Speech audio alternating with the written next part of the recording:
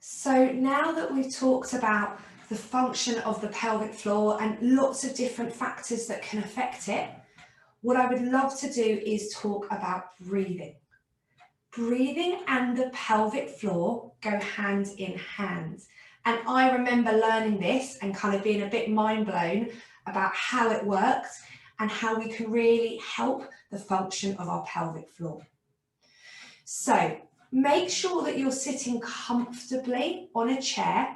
You can even have a lie down on the mat. And if I show you the position of lying, just bear with me. So lying like this with your feet and knees bent, and then maybe you feel more comfortable to have a feel of what's going on when we go through breathing.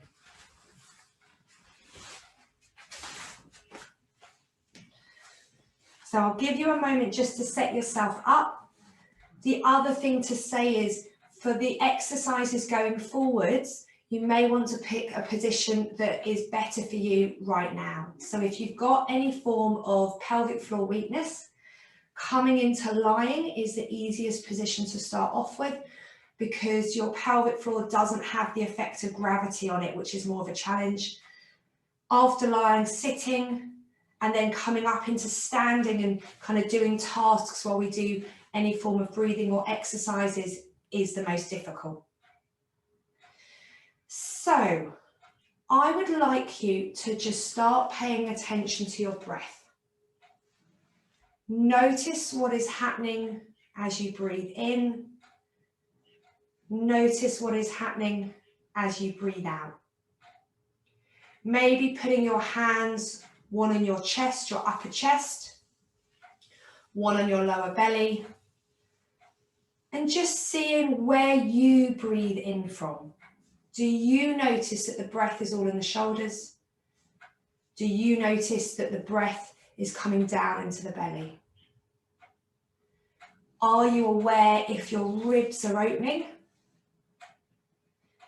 And if your ribs are opening, can you be aware if they're opening not only kind of forwards and backwards, but side to side as well? It's something that we call 360 breathing, and I'll end up talking about that a little bit more. So just taking a few more breaths in and out, really being aware of what's happening to you. Breathing in and out, in and out. Well done.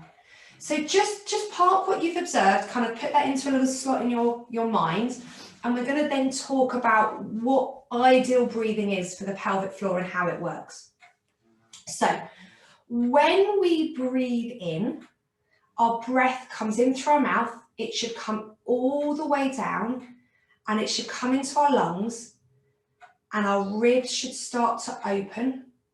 And when our ribs open, they open not only side to side, they open forwards and back. So imagine a balloon filling up. So we breathe in, a balloon expands in all directions. The other thing that is key when we breathe in is there's something called our diaphragm. Maybe you've heard about the diaphragm, maybe you haven't. But the diaphragm is, imagine it's like a trampoline sitting at the bottom of our rib cage. So if you have a feel, just have a feel kind of around those bottom ribs and kind of relatively around your bottom ribs, between the two sides, creating this circle, there's something called your diaphragm, which is a muscle. So again, visualize that balloon. So imagine it as the bottom of the balloon. So as we breathe in, the ribs open and that diaphragm actually descends. It flattens down a little bit, allowing space for all of that air to come in. So we're going to just go through that again. So as we breathe in, our ribs open side to side, forwards and backwards, and that diaphragm, that little trampoline, naturally flattens and naturally descends. We call that 360 breathing because, again, if you visualize a balloon, everything around opens. So from front to back, side to side, everything opens. Now, our pelvic floor has an important role when we breathe in. As the air comes in, as that trampoline diaphragm gently descends, our abdominal organs actually have to move a tiny little bit. We can't feel it, but they have to actually move down a bit. Otherwise, as we breathe, we'd be hitting a brick wall. So our diaphragm comes down a little bit, our abdominal organs just come down a little bit, and our pelvic floor actually relaxes. It allows everything to move, because again, if it stayed really clenched, it would be like another brick wall in our barrier. So it's a good thing if our pelvic floor can relax as we breathe in. And then let's think about breathing out. So as we breathe out, everything goes the other way, everything gently lifts. So our pelvic floor gently starts to lift up, those abdominal organs come back to the center. That diaphragm trampoline that has descended, that has flattened, starts to lift up again, and our breath comes out. Where breathing in is a little bit more active, we're a bit more aware of what we're doing.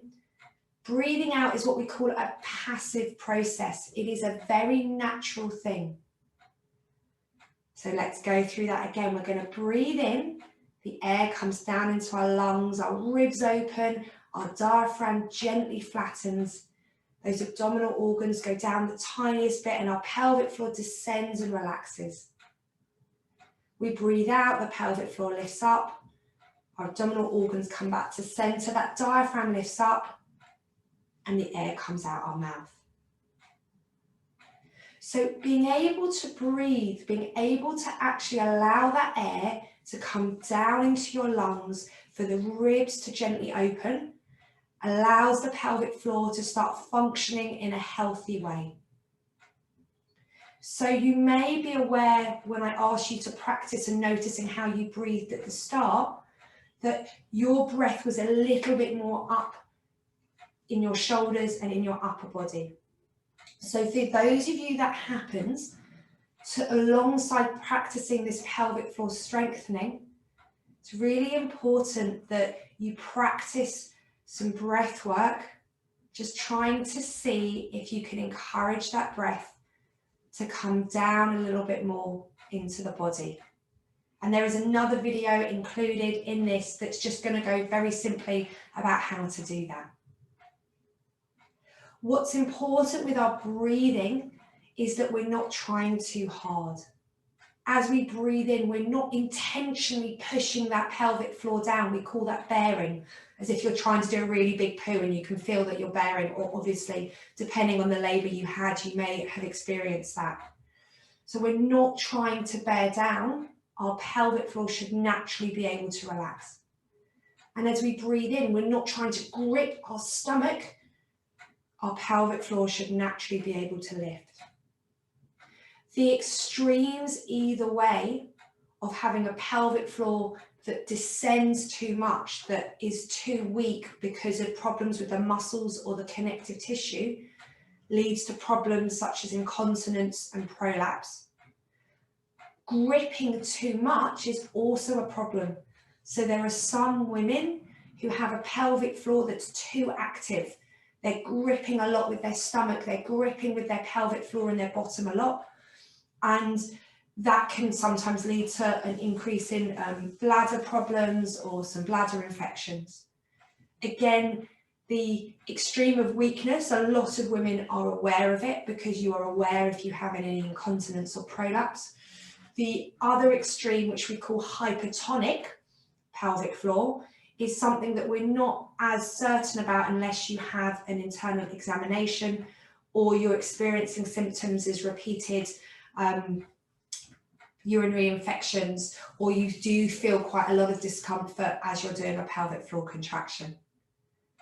So the breathing is really important. It helps the function of the pelvic floor, doing normal 360 breathing, allowing that pelvic floor to gently lift up as we breathe out and descend as we breathe in, is going to help you with your pelvic floor health and your pelvic floor exercises.